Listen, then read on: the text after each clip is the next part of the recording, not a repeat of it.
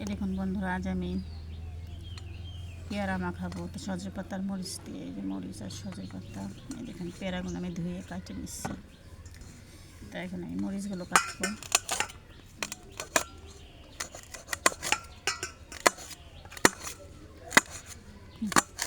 মরিচ কাটা শেষ। তো এখন আমি সজনে পাতাগুলো কাটে নিচ্ছি।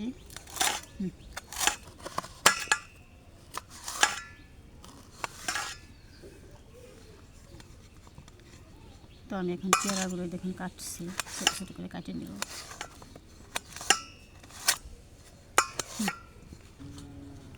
তো দেখুন আমার পেয়ারাগুলো কাটা শেষ। তো আমি এখন যে লবণ দিলাম, লবণ আর ধনে পাতা এখন ভালো করে মাখাবো।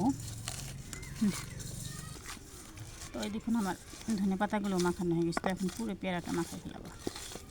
কাঁচা মরিচ আর কাঁচা ধনে পাতা দিয়ে পেয়ারা মাখানো কী যে অসাধারণ টেস্ট লাগে। আপনি একটু মাখায় খেয়ে দেখেন, ট্রাই করে দেখেন কী মজা লাগে।